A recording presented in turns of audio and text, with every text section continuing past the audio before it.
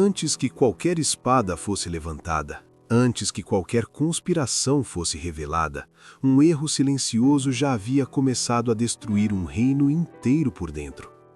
Não foi no campo de batalha que tudo começou, foi dentro do coração de um rei. Um julgamento feito às pressas, palavras que pareciam apenas justiça, mas que, sem perceber, se transformaram em uma sentença contra a própria casa. E quando essa sentença começou a se cumprir, não veio de uma vez, veio em partes, lenta, precisa, dolorosa. Um filho consumido pelo pecado, outro dominado pela vingança, e um pai paralisado pela própria culpa.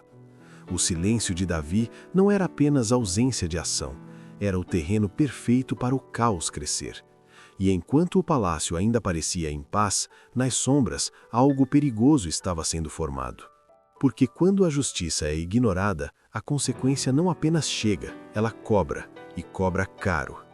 O silêncio que caiu sobre o palácio não era apenas o eco de uma tragédia, mas o peso de uma sentença que havia sido pronunciada muito antes, quando o próprio rei, sem perceber, julgara a si mesmo diante do profeta Natã. As palavras ainda ressoavam como um decreto invisível, moldando o destino de sua casa. Tornará a dar o quadruplicado. 2 Samuel 12:6. E agora, cada perda começava a cobrar seu preço com precisão dolorosa. Amnon, o primogênito, havia cometido um crime vergonhoso, um pecado que clamava por justiça diante da lei de Deus. Mas Davi, carregando a culpa de sua própria queda, permaneceu em silêncio. O peso da própria consciência o impediu de agir, e essa omissão abriu espaço para algo ainda mais sombrio crescer nas sombras. Durante 2 anos, o coração de Absalão foi sendo consumido por uma dor silenciosa, transformada lentamente em vingança, até que em um momento calculado, durante uma celebração, o sangue foi derramado e o golpe finalmente caiu. A notícia chegou como uma tempestade devastadora, rasgando o coração do rei antes mesmo que a verdade pudesse ser conhecida.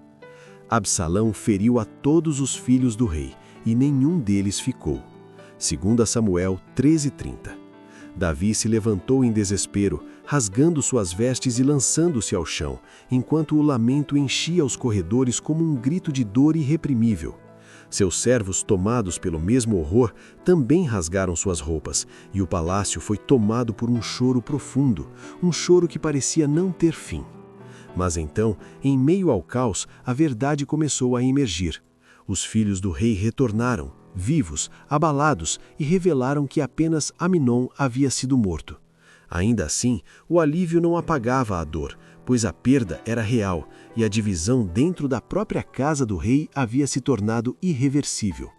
Levantaram sua voz e choraram, e também o rei e todos os seus servos choraram com muito grande choro. Enquanto isso, Absalão fugia, levando consigo não apenas a culpa, mas também o início de um destino ainda mais perigoso. Os anos que se seguiram não trouxeram paz, mas revelaram algo ainda mais profundo: o fruto silencioso da negligência. Amnon havia vivido entregue aos próprios desejos, sem limites, sem correção, ignorando completamente os caminhos do Senhor. Mesmo diante de seu pecado, a misericórdia de Deus ainda lhe concedera tempo, 2 anos inteiros para arrependimento. Mas seu coração permaneceu endurecido e a oportunidade foi desperdiçada. Agora, sua vida terminava não apenas em morte, mas sob o peso de uma culpa não resolvida, aguardando o juízo que ninguém pode evitar. Davi, por sua vez, carregava o peso de sua omissão. Ao deixar de corrigir o erro, permitiu que o mal crescesse, e agora via as consequências se desenrolarem diante de seus olhos, sem poder contê-las. Quando a justiça é ignorada, o próprio curso dos acontecimentos se torna um instrumento de correção, e aquilo que poderia ter sido tratado com disciplina se transforma em dor multiplicada. O afastamento de Absalão não foi apenas físico, mas profundamente emocional, criando uma distância que se tornava cada vez mais difícil de ser restaurada. Refugiado em Gesur, ele carregava dentro de si não apenas a marca de seu ato, mas também uma crescente ambição que começava a tomar forma. Davi, Dividido entre o amor de pai e a responsabilidade de rei, recusou-se a trazê-lo de volta, acreditando que o tempo e a distância poderiam corrigir o que havia sido quebrado. Mas o efeito foi o oposto. A ausência alimentou ressentimentos e o silêncio deu espaço a pensamentos perigosos. Absalão, com seu espírito determinado e sem escrúpulos, começou a transformar sua dor em estratégia. Enquanto isso, o rei permanecia preso à lembrança de seu próprio pecado, como se sua força tivesse sido drenada, tornando-se hesitante onde antes era firme, silencioso onde antes era decisivo. Essa fraqueza não passava despercebida e lentamente começava a influenciar tudo ao seu redor. Foi então que, movido por uma percepção clara do estado do rei, Joabe decidiu intervir. Ele sabia que a distância entre pai e filho estava se tornando uma ameaça não apenas familiar, mas política. Para alcançar o coração de Davi, recorreu a uma estratégia inesperada, trazendo uma mulher de Tecoa, conhecida por sua sabedoria. Ela se apresentou diante do rei com uma história carregada de dor, descrevendo-se como uma viúva cuja única esperança estava prestes a ser tirada. Seus 2 filhos haviam lutado e um havia matado o outro. Agora os familiares exigiam justiça, pedindo a vida do sobrevivente. Com palavras carregadas de emoção, ela declarou: "Assim apagarão a brasa que me ficou, de sorte que não deixam a meu marido nome nem resto sobre a terra." O coração de Davi, já fragilizado por suas próprias perdas, foi profundamente tocado, e ele prometeu proteção ao filho restante, sem perceber que estava sendo conduzido a um julgamento muito mais pessoal. À medida que a mulher continuava, suas palavras se tornavam ainda mais profundas, tocando não apenas a justiça, mas a própria essência da misericórdia divina. Com habilidade, ela conduziu o rei a reconhecer sua própria falha, declarando que ele estava em falta por não trazer de volta o seu filho exilado. Então, como um sussurro vindo do próprio céu, ela disse: "Porque certamente morreremos e seremos como águas derramadas na terra que não se ajuntam mais. Deus, pois, lhe não tirará a vida, mas ideará pensamentos, para que se não desterre dele o seu desterrado." Segundo Samuel 14:14. Essas palavras ecoaram profundamente na alma de Davi, revelando não apenas sua necessidade de agir, mas também a graça de um Deus que busca restaurar. Incapaz de resistir a esse apelo, ele finalmente cedeu, ordenando que Absalão fosse trazido de volta. Mas mesmo nesse ato de reconciliação, havia limites. E o filho retornaria, sim, porém ainda distante do coração do pai. A volta de Absalão a Jerusalém não trouxe a restauração completa, mas inaugurou um novo tipo de tensão, mais silenciosa e perigosa. Ele vivia na cidade, mas não podia ver o rosto do rei. 2 anos se passaram assim em uma convivência marcada pela ausência. Sua irmã permanecia ao seu lado, lembrando constantemente da injustiça sofrida, enquanto o povo, observando de longe, começava a enxergar Absalão não como culpado, mas como alguém injustiçado. Sua aparência impecável, sua presença marcante, tudo nele parecia atrair a admiração. Não havia, porém, em todo Israel, homem tão belo e tão aprazível como Absalão. Desde a planta do pé até a cabeça, não havia nele defeito algum. Segundo Samuel 14:25. E pouco a pouco, essa admiração se transformava em algo mais perigoso: simpatia. Sem perceber, Davi estava criando as condições perfeitas para que o coração do povo fosse conquistado por aquele que, quando finalmente Absalão foi readmitido à presença do pai, a reconciliação externa não refletia a realidade de seu coração. Por trás do gesto de paz, havia ambição. Ele começou a agir como alguém destinado ao trono, cercando-se de sinais de poder, com carros, cavalos e homens correndo à sua frente.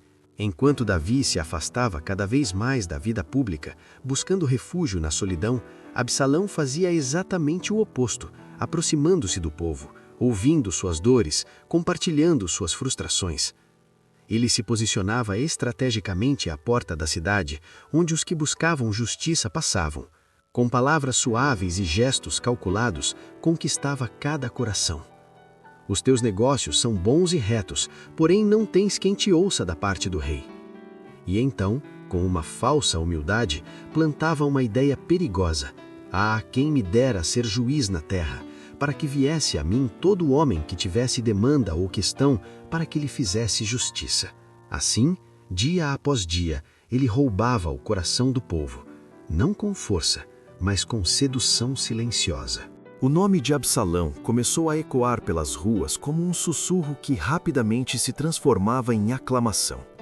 Suas palavras, cuidadosamente escolhidas, e seus gestos, meticulosamente calculados, estavam produzindo exatamente o efeito desejado. O descontentamento com o governo de Davi crescia como uma chama alimentada por vento constante, e o povo, sem perceber, começava a transferir sua confiança. O elogio ao príncipe já não era ocasional, mas contínuo, presente nos encontros, nas conversas, nos pensamentos. Ele era visto como digno, como forte, como justo, tudo aquilo que muitos já não conseguiam enxergar no rei.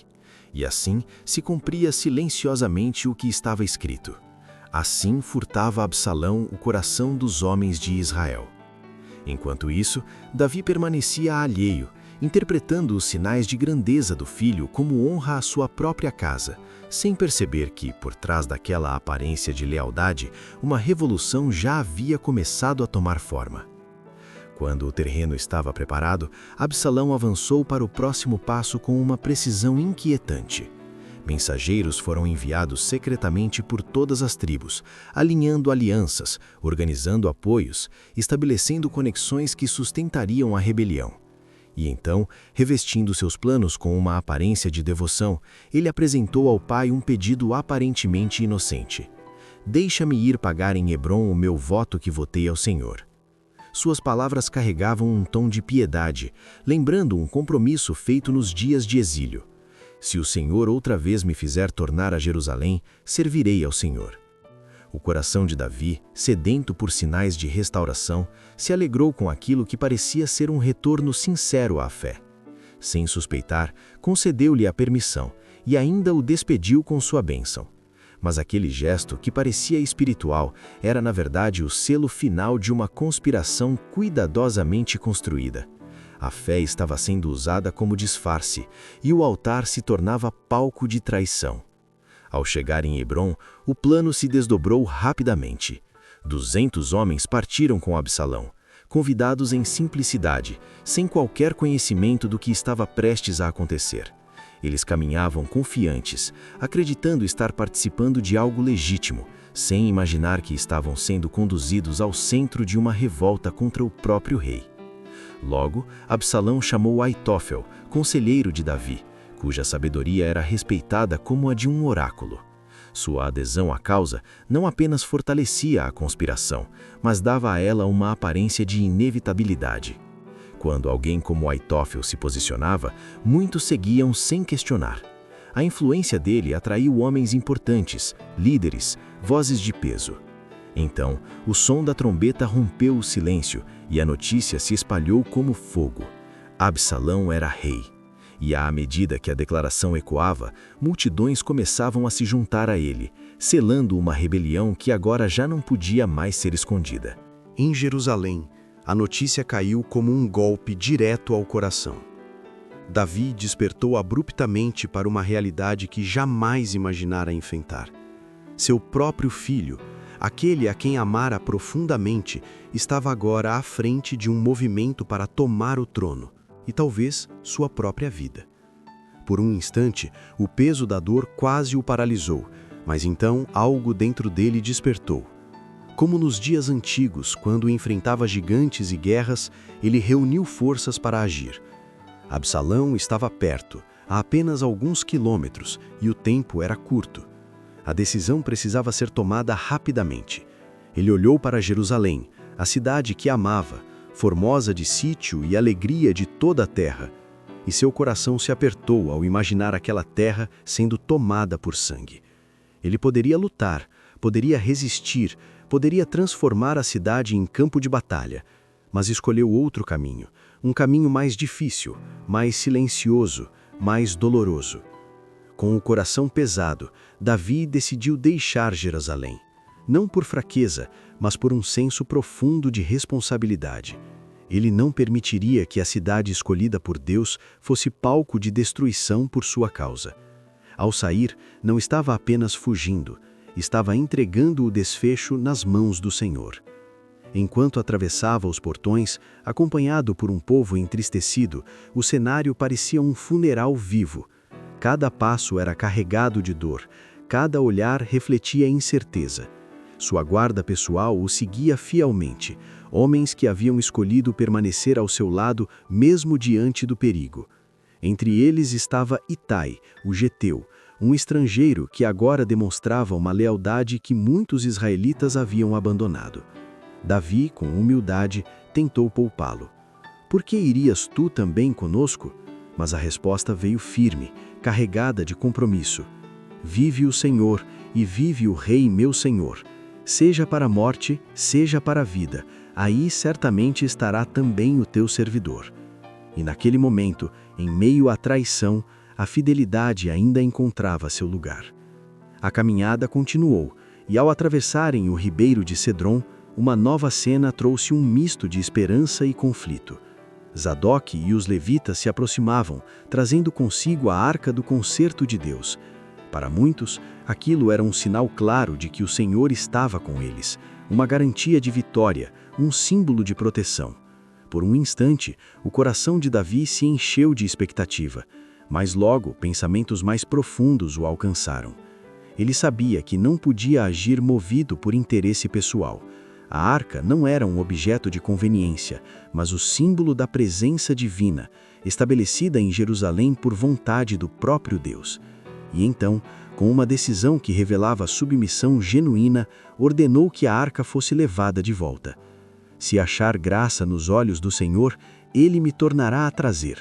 Porém, se disser, não tenho prazer em ti, eis-me aqui, faça de mim como parecer bem aos seus olhos."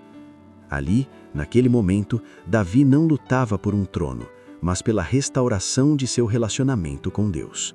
Quando os sacerdotes retornaram à cidade, a multidão sentiu o peso da ausência. Sem a arca, sem a segurança visível da presença divina, o futuro parecia ainda mais incerto. O caminho se tornava mais difícil e o coração do povo mais angustiado. Davi subia o Monte das Oliveiras chorando, com a cabeça coberta e os pés descalços, em um gesto de profunda humilhação. O povo o acompanhava, cada um envolvido em sua própria dor, e o som do choro coletivo preenchia o ar. Então, mais uma notícia chegou, intensificando ainda mais a aflição. Aitofel estava entre os conspiradores. Aquela informação não era apenas estratégica, era pessoal. A traição vinha de alguém próximo, alguém influente, alguém cuja motivação estava enraizada em feridas antigas. Mais uma vez, Davi viu diante de si as consequências de seus próprios erros. E, sem força para lutar com armas, ele fez o que ainda lhe restava. Orou. "Ó Senhor, transtorna o conselho de Aitofel." Ao alcançar o alto do monte, sua oração foi como um clamor silencioso lançado aos céus, e a resposta veio de forma inesperada. Husai, o arquita, amigo fiel, apareceu diante dele, com sinais de luto e disposição para permanecer ao seu lado. Mas Davi, percebendo algo além do visível, compreendeu que a fidelidade daquele homem poderia ser usada de maneira ainda mais estratégica. Pediu que ele voltasse a Jerusalém e se colocasse ao lado de Absalão, não por lealdade à rebelião, mas para enfraquecer o conselho de Aitofel. Era um risco, mas também uma oportunidade. E assim, mesmo em meio à dor, um fio de esperança começava a surgir. Com esse pequeno sinal de intervenção divina, Davi e seus seguidores continuaram sua jornada, descendo por caminhos difíceis em direção ao Jordão. Mas o caminho ainda aguardava mais provações. Em Baurim, um homem surgiu, e suas palavras seriam como pedras, atingindo não apenas o corpo, mas a alma do rei. As pedras lançadas por Simei não eram apenas físicas, eram carregadas de desprezo, revelando um coração que, até então, permanecera oculto. Enquanto Davi estava no trono, aquele benjamita se mantinha em silêncio, aparentando lealdade. Mas bastou a queda, bastou a humilhação para que sua verdadeira natureza emergisse. Cada maldição era uma tentativa de esmagar ainda mais um homem já ferido. Havia naquele ato um espírito cruel que se alegra na dor alheia, que encontra prazer em ferir quem já está abatido. Era o mesmo espírito que leva o homem a pisar no caído, a zombar do aflito, a transformar sofrimento em espetáculo. Mas as acusações lançadas contra Davi eram falsas, distorcidas, carregadas de malícia. Ele não havia levantado a mão contra Saul, mesmo quando teve oportunidade. Ao contrário, demonstrara reverência até pelos mínimos sinais de autoridade que Deus havia estabelecido. A injustiça das palavras não era maior que a dor que elas provocavam, mas ainda assim, Davi não reagiu com ira. Ao seu lado, Abissai não conseguiu suportar aquilo em silêncio. A indignação queimava dentro dele como fogo, e suas palavras saíram carregadas de zelo e lealdade. Por que amaldiçoaria este cão morto ao rei meu senhor? Ele estava pronto para agir, para eliminar aquela afronta, para defender a honra do rei com a espada. Mas Davi, surpreendentemente, o deteve. Havia nele uma compreensão mais profunda do que estava acontecendo. Deixai-o, disse ele, com uma calma que contrastava com o caos ao redor. Porventura o Senhor olhará para a minha miséria e o Senhor me pagará com bem a sua maldição deste dia? Segundo Samuel 16, 9-12. Naquelas palavras não havia fraqueza, mas submissão. Ele via além do homem que o insultava, via a mão de Deus permitindo aquela situação como parte de um processo maior. Sua dor não o afastava de Deus, ao contrário, o levava a se render ainda mais. Enquanto caminhava, descalço e coberto de pó, Davi carregava não apenas o peso da perseguição, mas o peso de sua própria consciência. Cada passo parecia ecoar lembranças que ele não podia evitar. Jerusalém surgia em seus pensamentos como um cenário distante, não apenas de glória, mas também de falha. Ele sabia de onde vinha aquela tempestade. Não era apenas política, não era apenas traição, era consequência. E ainda assim, em meio à dor, algo permanecia vivo dentro dele: a esperança. Ele não negava seu pecado, não se justificava, não culpava outros. Reconhecia, aceitava, suportava. E isso o diferenciava. Muitos apontariam sua queda como desculpa para seus próprios erros, mas poucos estariam dispostos a trilhar o caminho que ele agora percorria, o caminho do arrependimento verdadeiro, da humildade sincera, da submissão silenciosa ao agir de Deus. Havia grandeza naquele momento que poucos conseguiam enxergar. Não na posição, não no poder, mas no caráter. Davi, humilhado diante dos homens, tornava-se elevado diante do céu. Ele não murmurava, não se revoltava, não questionava a justiça divina. Pelo contrário, aceitava a disciplina como parte de algo maior. As palavras que refletiam seu espírito ecoavam como um testemunho vivo. Sofrerei a ira do Senhor, porque pequei contra ele, até que julgue minha causa e execute o meu direito. Miqueias 7:9. Ele sabia que Deus não o havia abandonado. Mesmo na escuridão, havia luz. Mesmo no juízo, havia misericórdia. Deus não o destruía, estava o purificando. E essa compreensão transformava a dor em esperança, o sofrimento em processo, a perda em restauração futura. Enquanto isso, em Jerusalém, os planos de Absalão avançavam rapidamente. Ele entrou na cidade sem resistência, ocupando o lugar que não lhe pertencia, cercado por apoio crescente e confiança inflada. Husai, fiel a Davi, se apresentou diante dele, sendo recebido com alegria. O novo rei via em cada aliado uma confirmação de seu sucesso, sem perceber que nem todos os que estavam ao seu redor compartilhavam de sua intenção. Aitofel, porém, via além da superfície. Ele sabia que o momento era crítico, que a vitória não estava garantida. e, movido por um desejo frio de assegurar seu próprio futuro, apresentou um plano direto, sem hesitação: atacar Davi imediatamente, naquela mesma noite. Era uma estratégia precisa, calculada para atingir um inimigo cansado e vulnerável. Se executada, poderia encerrar tudo rapidamente. Mas havia algo maior em jogo, algo que nenhum dos homens ali podia controlar. Quando o conselho chegou a Husai, ele percebeu o perigo imediato. Se aquele plano fosse seguido, Davi não teria chance. Então, com sabedoria e habilidade, respondeu de forma a tocar o orgulho de Absalão. Ele descreveu Davi como um guerreiro experiente, perigoso, impossível de ser capturado facilmente. Falou da força de seus homens, da estratégia, do risco.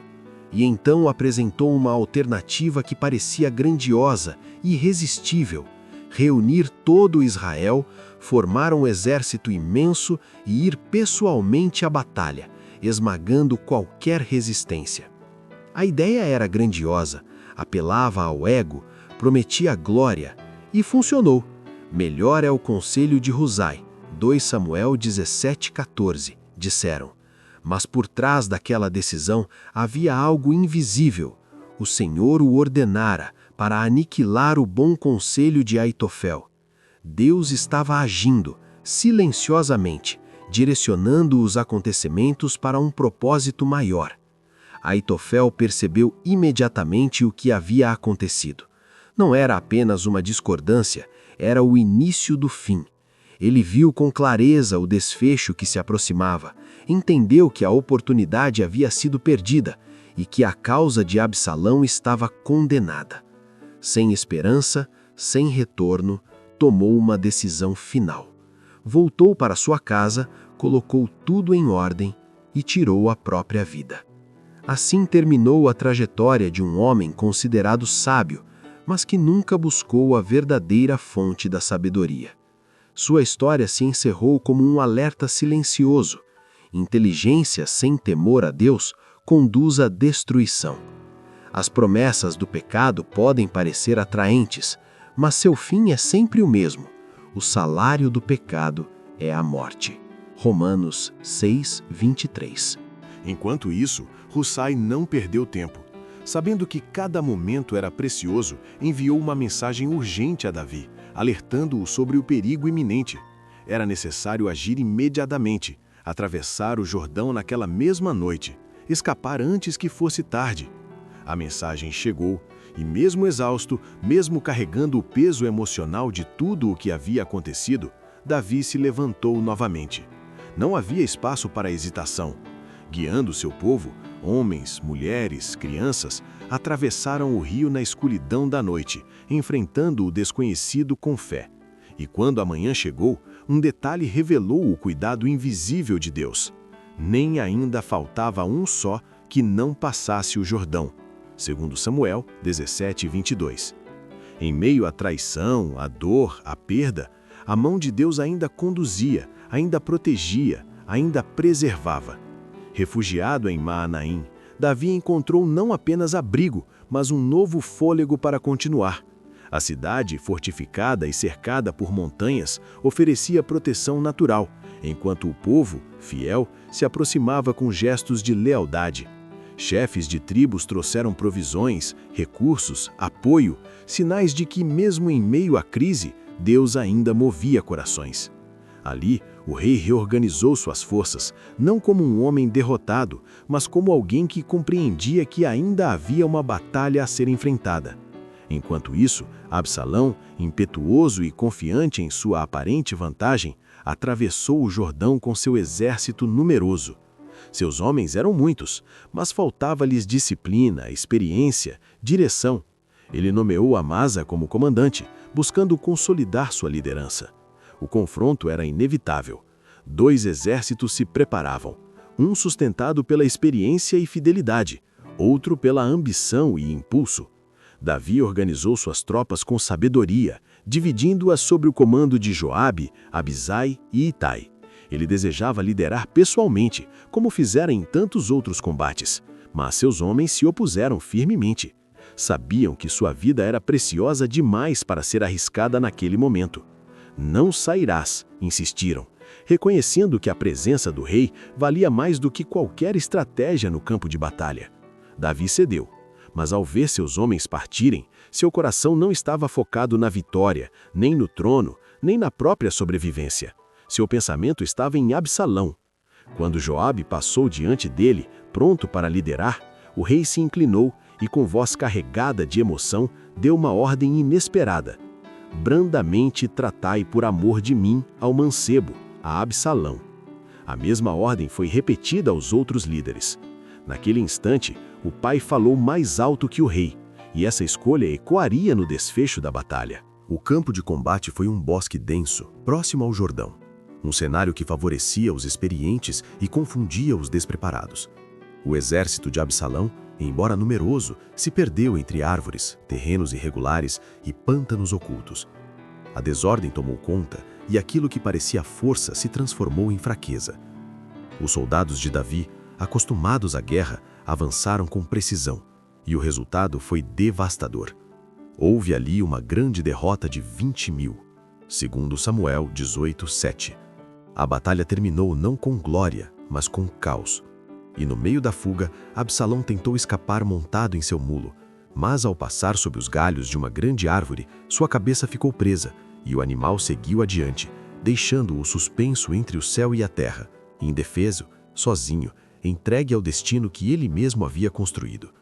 Um soldado encontrou Absalão naquela condição e, lembrando-se da ordem do rei, hesitou. Ele não ousou tocar no filho de Davi, mesmo sabendo que ali estava o fim da rebelião. Em vez disso, correu para informar Joabe. Mas Joabe não compartilhava da mesma hesitação. Para ele, aquela guerra não era apenas pessoal, era necessária. Ele sabia que enquanto Absalão vivesse, a ameaça permaneceria. Sem permitir que a ordem do rei o impedisse, tomou 3 dardos e os cravou no coração do jovem príncipe. Assim terminou a vida daquele que havia conquistado corações com palavras, mas os perdera por ambição. Seu corpo foi lançado em uma cova no bosque, coberto por um grande monte de pedras, um contraste cruel com o monumento que ele havia erguido para si em vida. Aquele que buscou exaltação encontrou desonra. Aquele que desejou o trono encontrou o silêncio da morte.